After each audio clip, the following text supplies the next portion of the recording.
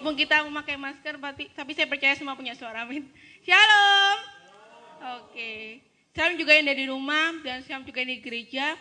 Mungkin ada beberapa yang mau maju, mungkin biar nanti yang di belakang, biar yang buat baru masuk, biar nggak tambah belakang gitu. Ada yang mau maju ke depan? Oke.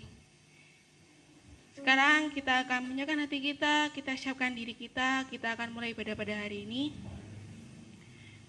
Kita naikkan pujian Allah yang suci. Allah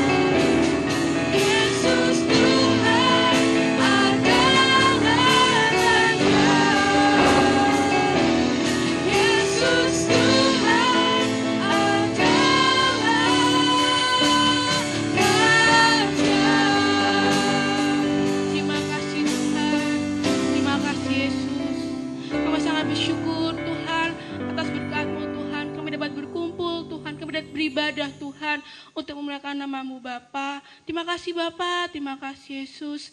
Tuhan, kami siap Tuhan untuk lebih lagi Tuhan, untuk memuji lagi nama-Mu Bapa. Terima kasih Bapa, terima kasih Yesus. Kami siap Tuhan. Haleluya, amin. Silakan duduk. Saya percaya bahwa semua kita di sini sehat-sehat semua ya. Kita harus lebih on lagi untuk memuji nama Tuhan. Amin. Kita akan pujian, angkatlah suaramu.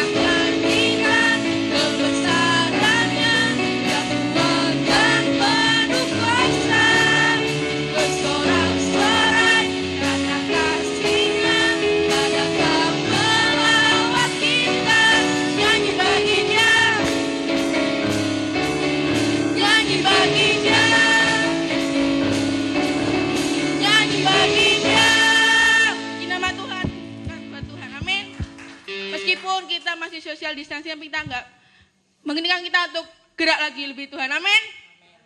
Kita akan pujian, serukan namanya.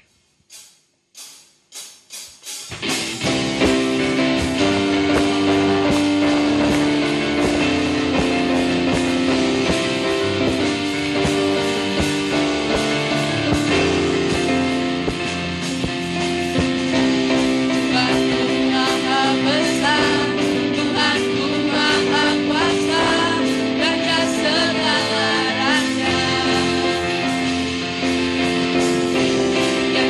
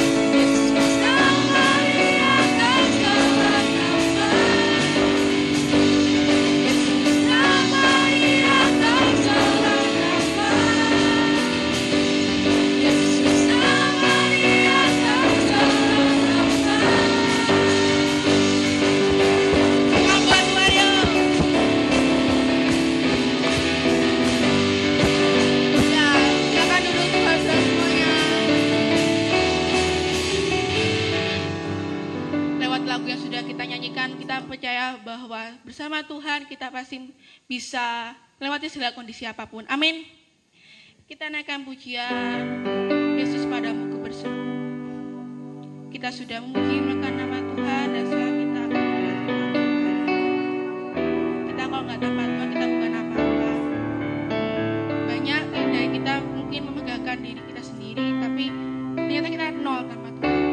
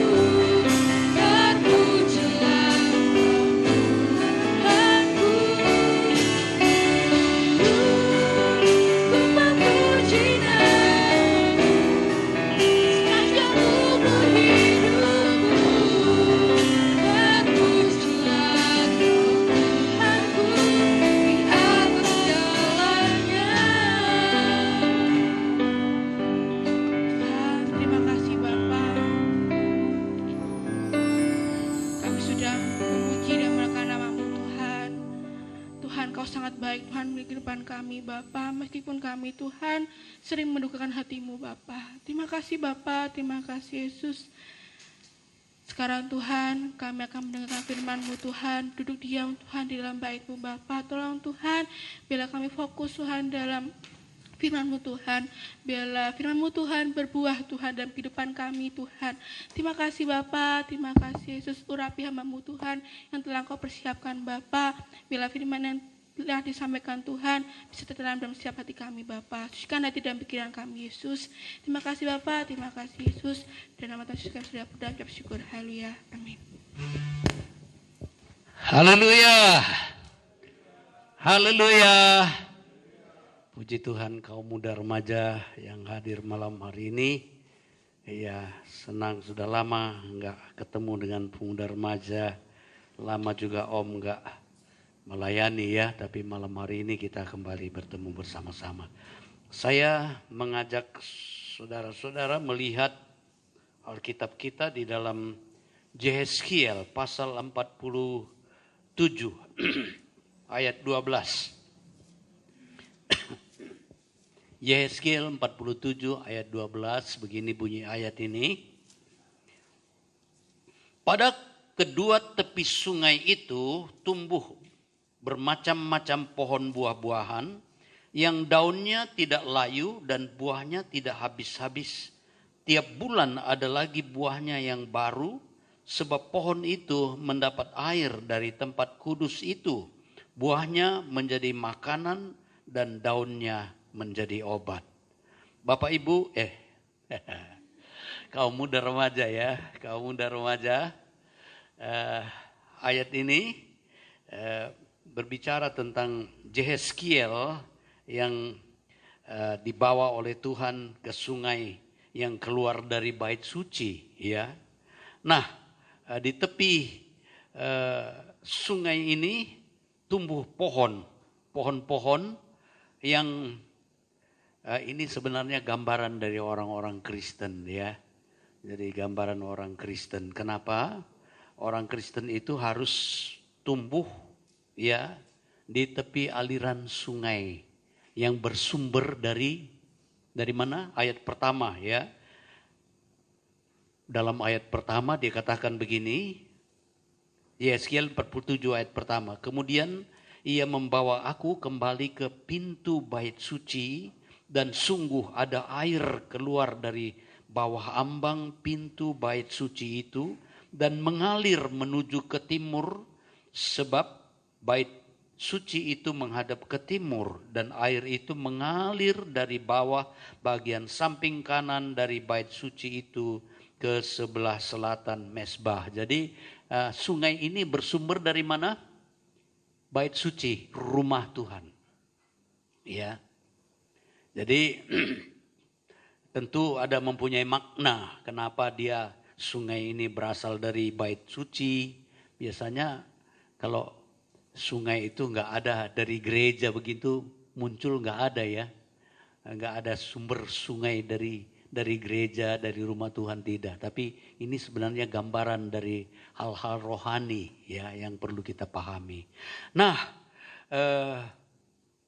pohon yang diceritakan dalam ayat 12 itu tadi adalah pohon yang tumbuh di tepi aliran sungai ini tadi. Sungai ini mengalir terus ke selatan dan kemudian tambah lama, tambah besar, tambah lama, tambah besar. Tapi saya tidak berbicara tentang bagaimana ayat-ayat ini, cuma saya ingin ayat 12 saja kita pelajari ya, supaya kita bertumbuh menjadi pohon yang mengeluarkan buah setiap waktu ya. Jadi kita lihat tujuan Tuhan menciptakan kita menjadi orang-orang percaya supaya kita menjadi berkat ya. Nah, tanaman ini ditanam di tepi sungai bersumber dari bait suci ya. Ini berbicara tentang kehidupan yang bersumber, tumbuh di dalam rumah Tuhan.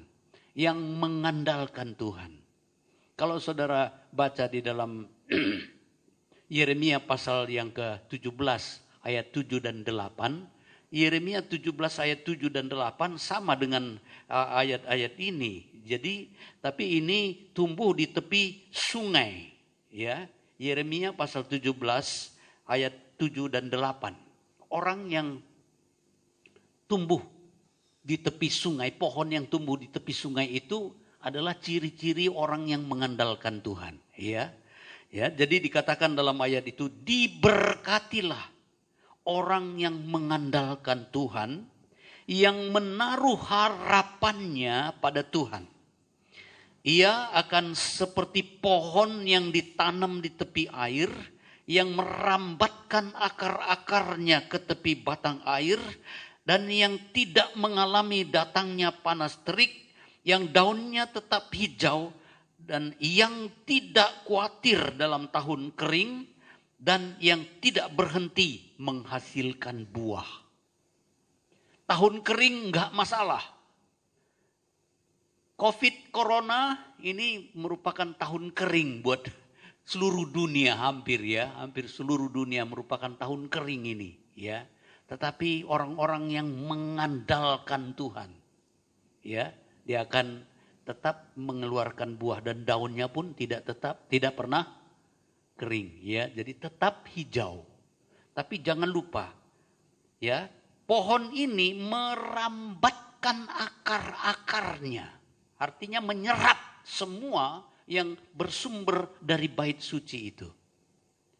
Saudara pemuda remaja, ya, kalau saudara bertumbuh di dalam mengiring Tuhan, menyerap semua firman Allah yang muncul dari rumah Tuhan. Ya, dalam setiap ibadah saudara ikuti, saudara dengar baik-baik dan saudara lakukan itu, saudara, sama seperti pohon yang tumbuh di tepi aliran sungai itu tadi, sungai yang bersumber dari bait Allah, dari bait suci, maka saudara akan rambatkan akar-akarnya. Artinya apa? Menyerap semua sari-sari yang ada. Ya, firman Allah yang didengar itu serap semuanya. Dan artinya saudara belajar terus, ya, berkembang terus. Dan saudara, firman Allah ini luar biasa dahsyat. Kalau saudara pelajari ya Alkitab ini dari awal sampai akhir, ya, film-film untuk memajukan bangsa-bangsa di dunia ini, film-film anak-anak itu kadang-kadang diambil banyak dari Alkitab, ya. Nggak usah jauh-jauh saja, saudara. Indonesia ini untuk wanita siapa? Ibu siapa? Kartini siapa ada? Ibu, saudara, buku karangannya apa? Dari gelap terbitlah terang. Dari mana itu? Alkitab. Ya, kenapa? Karena dia bergaul dengan wanita-wanita dari Eropa. Paham? Paham? Jadi wanita-wanita pada waktu itu menularkan firman Tuhan tanpa disadari oleh Ibu Kartini. Ya, sehingga tulisannya itu dari gelap terbit terang. Yesus itu terang dunia. Amin. Amin. Maksudnya apa? Berdampak wanita-wanita dari Eropa pada waktu itu. Ya. Jadi berbuah dia. Mereka mengeluarkan buah dan menyalurkan buah itu. Nah, kita lihat, jadi belajar terus, taat, menjadi murid, ya. Orang yang menjadi murid itu dia taat, dia belajar terus, dia rendah hati, ya. Banyak input, terima input, ya, asupan-asupan dari pelajaran yang dipelajari. Dari firman Allah ini dahsyat sekali, saudara. Jadi perkara yang belum jadi pun sudah diceritakan. Ya, COVID-19 pun ada di dalam Alkitab. Ya, jadi semua ada. Belum lagi, lebih parah lagi nanti akan ada muncul ya di dalam Wahyu. Waduh, penyakit-penyakit yang lebih dahsyat akan terjadi nanti. Jadi saudara perlu tahu itu.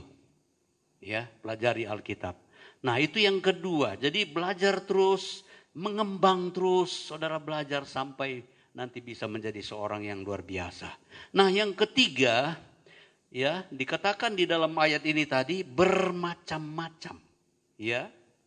Jadi pohon ini dari kedua tepi sungai itu tumbuh bermacam-macam pohon buah-buahan yang daunnya tidak layu dan buahnya tidak habis-habis. Di sini ada bermacam-macam orang di sini ya, kaum muda.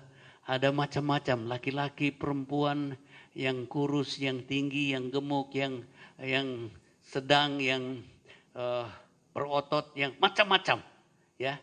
Tapi saudara tumbuh semua di tepi aliran sungai itu, ya. Nah, mari di dalam ayat ini katakan akarnya menyerap seluruh sari-sari makanan seperti dikatakan dalam Yeremia pasal 17. Dan kemudian dikatakan di sini daunnya, ya, daunnya tidak layu dan buahnya tidak habis-habis. Daun itu saudara, saya masih ingat dulu, salah apa enggak ya? Asimilasi. Asimilasi untuk daun itu apa itu? Betul? Ya? Asimilasi? Daun salah apa enggak? Loh, kok diam semua ini? Yang tahulah, tolonglah. Proses kena sinar matahari daun itu ya, dia memasak. Apa? Fotosintesis. Fotosintesis, bukan asimilasi ya. Oh, salah berarti saya. Ya, saya ingat dulu kok asimilasi begitu. Asimilasi memang ada pengertian lain, percampuran ya. Jadi suku ini misalnya bercampur, beradaptasi, dia kemudian berubah menjadi apa. Berarti salah pengertian saya. Fotosintesis ya. Sorry ya, salah di catatan saya itu berarti. Nah, jadi daun ini dia mengadakan fotosintesis ya. Jadi merubah sari-sari makanan yang ada dalam, yang sudah diserap oleh akar dan kemudian dia robah menjadi makanan dan kemudian disalurkan. Bukan cuma itu, ya. Jadi pada siang hari, ya, dia menyerap juga udara yang kotor itu, oksigen, apa namanya? Karbohidrat. Ya, saya sudah lupa saudara. Ini pelajaran saudara ini. Karbohidrat dia serap dan kemudian pada malam hari, pada siang hari dia keluarkan itu oksigen. Apa? Karbon dioksida. Bukan tadi karbon dioksida. Bukan karbohidrat ya. Baru dilepaskan lagi. Saya sudah lupa saudara, soalnya ini sudah puluhan tahun ya. Jadi saudara, kita lihat di sini prosesnya. Serap sesuatu yang berguna. Daun, ya, kehidupan saudara, serap. Di pergaulan saudara, serap hal-hal yang baik, ya. Jangan serap yang tidak baik. Amin. Amin. Serap yang baik. Dan kemudian saudara terima itu, olah hal-hal yang baik itu. Olah dalam hidup saudara. Olah dalam hidup kita, dalam pergaulan kita. Olah dan kemudian itu salurkan kembali. Salurkan kembali kepada seluruh organ, ya, dalam tubuh, dalam masyarakat, dalam gereja, dalam keluarga dan sebagainya, ya. Jadi itu peran dari daun. Saudara bisa kembangkan. Dan kemudian dikatakan di dalam ayat ini, ya. Dan buahnya tidak habis-habis. Jadi dia hasil dari apa yang dipelajari, apa yang diterima, apa yang diserap, apa yang diolah itu disalurkan, saudara. Buah. Ya, disalurkan menjadi buah dia. Jadi saudara belajar, hari-hari ini adalah hari-hari yang sulit. Tetapi saudara, bagi sebagian orang yang variatif, orang yang inovatif, orang yang kreatif, ya orang-orang yang dinamis, itu hebat. Di sini saya melihat juga ada yang kreatif, ada yang jual sambal, ada yang tanam pohon bunga, sayuran dan sebagainya, ya. Saya jadi kreatif juga kena COVID-19 ini, ya.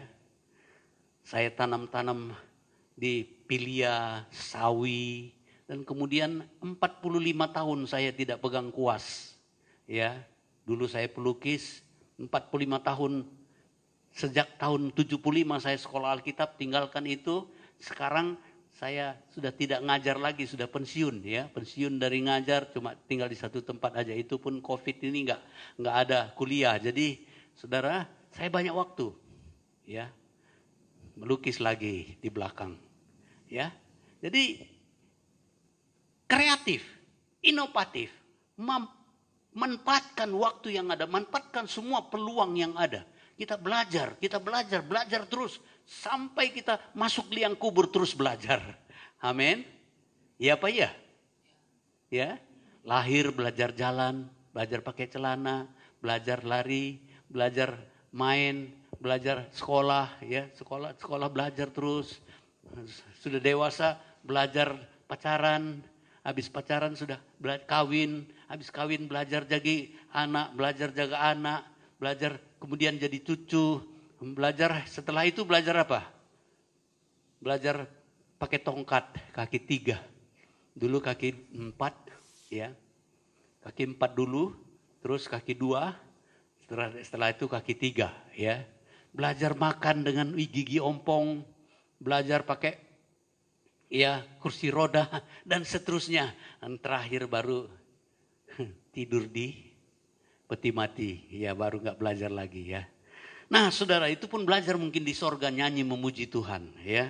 Nah, jadi setelah saudara dan saya tumbuh di tepi aliran air itu, maka saudara harus kembangkan semua bakat itu dan salurkan, saudara, ya.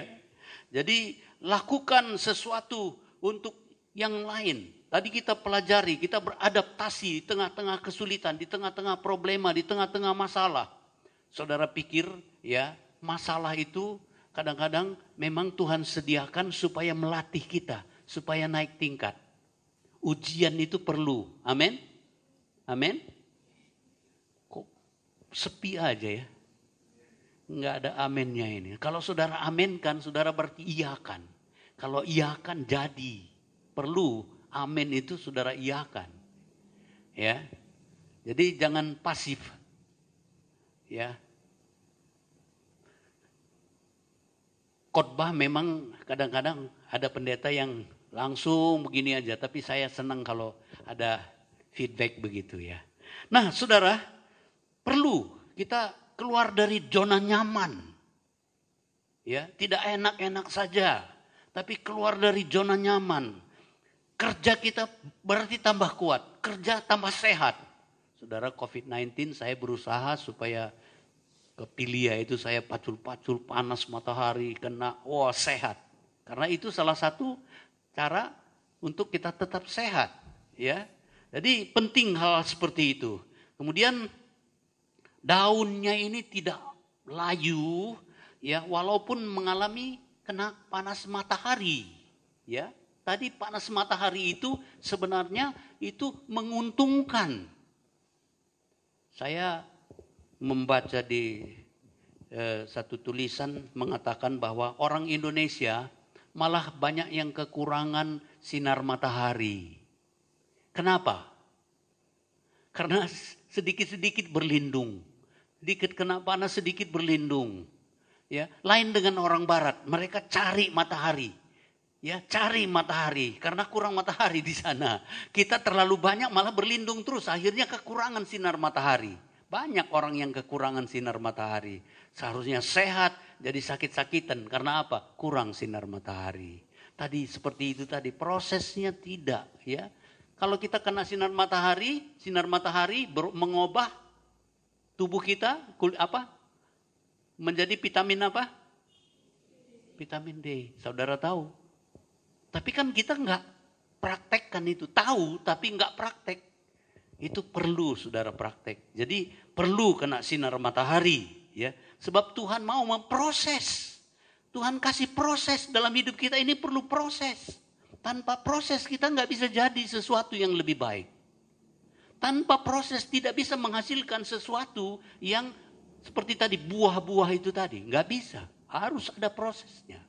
Ya, proses bagaimana akar itu menyerap, batang menyalurkan, naik ke carang-carang daun, dan kemudian daun kembalikan lagi setelah dia proses, dikembalikan lagi ke seluruh organ tubuh daripada pohon itu, ya. Dan kemudian dia akan membentuk kerjasama semua menjadi buah. Dan buah inilah yang dihasilkan oleh pohon itu, ya.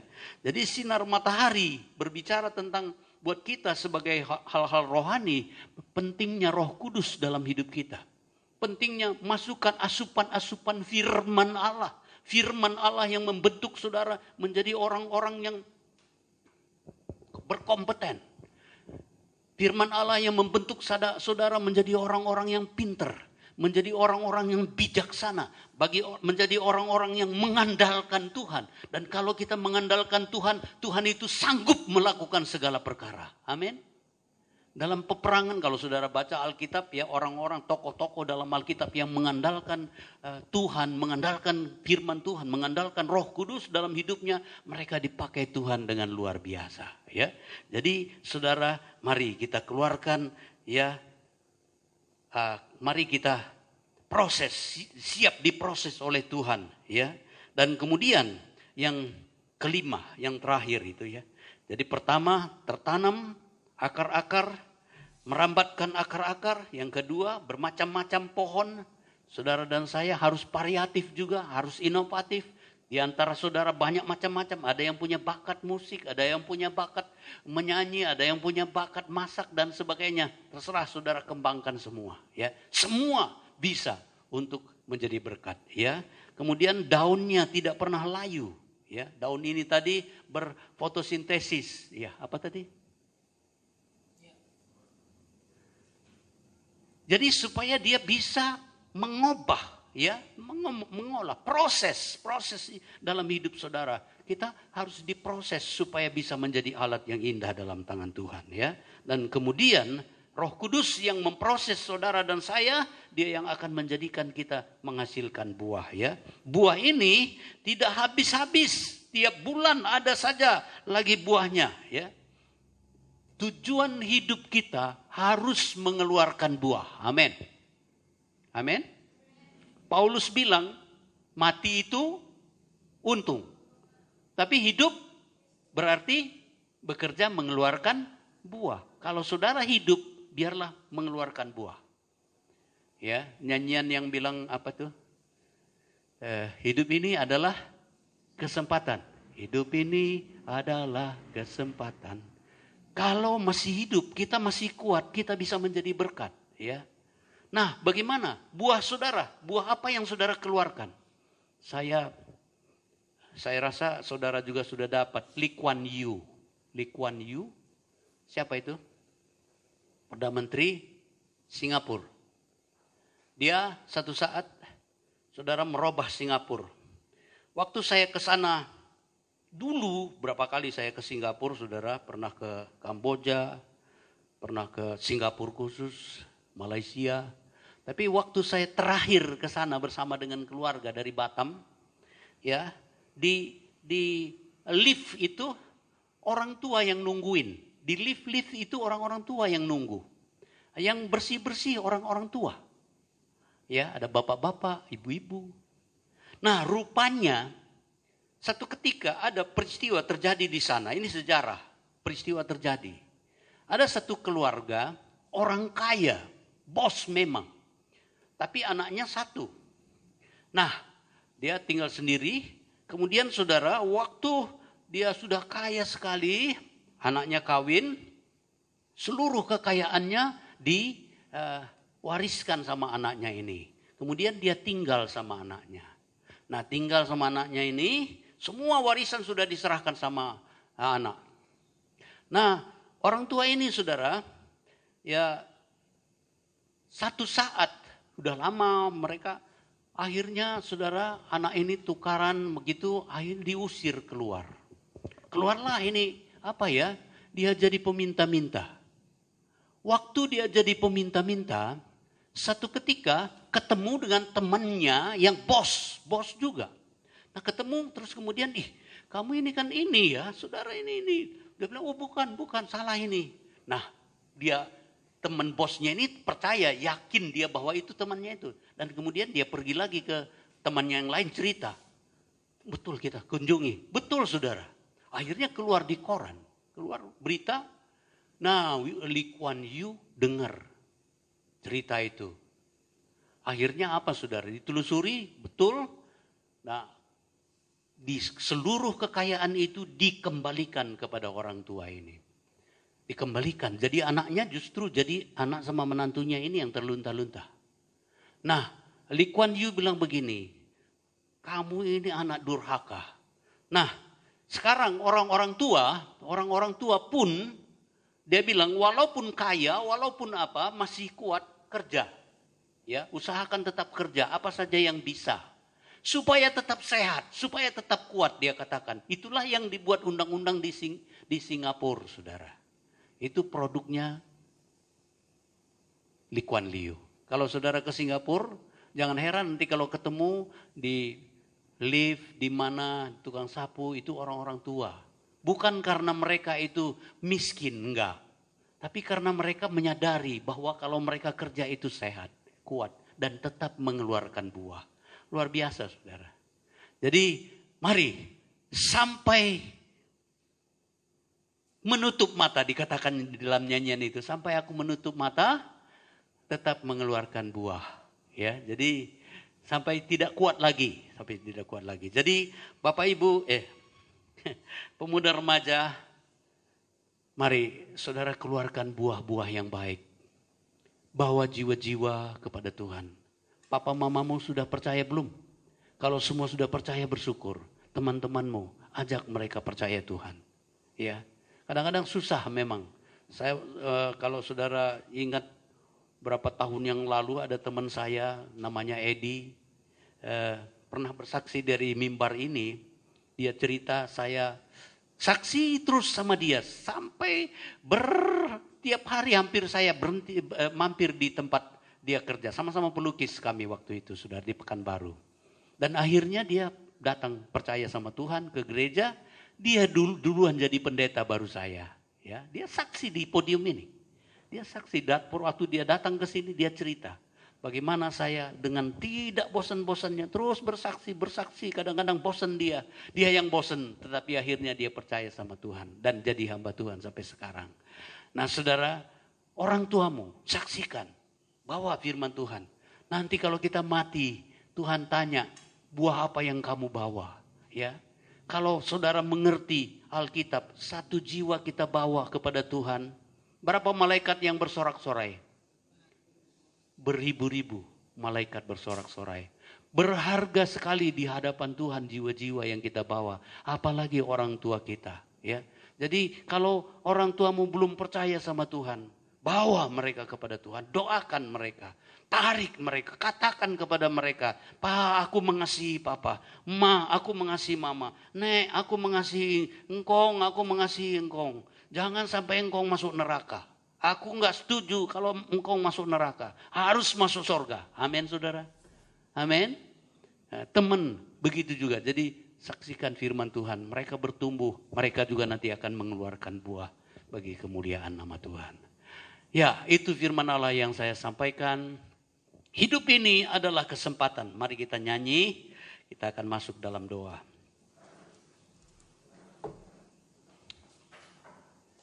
Lewat dikit ya. Hidup ini adalah kesempatan.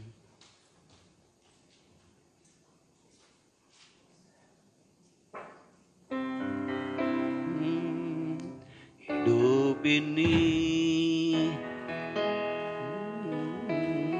adalah kesempatan.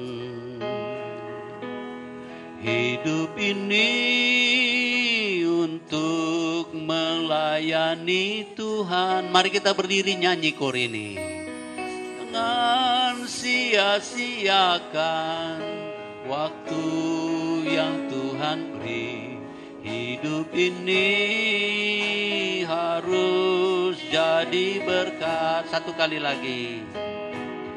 Hidup ini adalah kesempatan. Hidup ini untuk melayani Tuhan. Jangan sia-siakan waktu yang Tuhan beri. Hidup ini harus jadi berkat. Oh Tuhan, pakailah hidupku selagi aku masih kuat. Dan saatnya nanti ku tak berdaya lagi. Hidup ini sudah jadi berkat. Oh Tuhan, pakailah hidupku selagi aku masih kuat. Bila saatnya nanti ku tak berdaya lagi, hidup ini sudah jadi berkat. Mari kita berdoa. Bapa kami dalam kerajaan sorga, saat ini pemuda remaja masih kuat Tuhan. Masih punya kesempatan untuk melayani Tuhan. Untuk mengerjakan hal-hal yang baik. Untuk berbuah lebat Tuhan. Biarlah Roh Kudus memimpin mereka. Firman Allah yang diberitakan dari bait Allah. Seperti aliran-aliran air yang mereka serap Tuhan. Dan diproses oleh Roh Kudus dalam hidup mereka masing-masing. Hidup kami masing-masing. Supaya kami dapat mengeluarkan buah-buah yang baik. Dinikmati oleh semua orang. Terlebih keluarga-keluarga kami semua. Terima kasih banyak Bapa dalam sorga. Hamba serahkan pemuda remaja ini ke dalam tangan-Mu ya Tuhan. Biar mereka semua dalam proses dari firman dan Roh Kudus-Mu. Supaya mereka semua menjadi berkat. Diberkati oleh Tuhan. Memiliki masa depan yang cemerlang. Jauh dari dosa. Jauh dari perkara yang jahat. Jauh dari virus. Jauh dari kuasa-kuasa kegelapan. Biarlah mereka semua bertumbuh di dalam anugerah Allah. Di dalam kasih karunia-Mu. Bertumbuh di tepi aliran air yang bersumber dari bait suci itu. Supaya mereka tetap mengeluarkan buah. Tidak pernah berhenti mengeluarkan buah. Terima kasih Bapa. Terima kasih Tuhan. Dalam nama Tuhan Yesus Kristus hamba-Mu berdoa. Saudara-saudaraku yang kekasih. Terimalah anugerah rahmat dari Allah Bapa kita di sorga. Berkat-berkat dan kasih sayang dari putranya yang tunggal Yesus Tuhan kita. Persekutuan sukacita, damai sejahtera, pimpinan dan penyertaan Roh Kudus berlaku terus dalam hidup kita mulai sekarang sampai selama-lamanya. Kita terima berkat-berkat ini di dalam nama Tuhan Yesus Kristus. Haleluya, haleluya.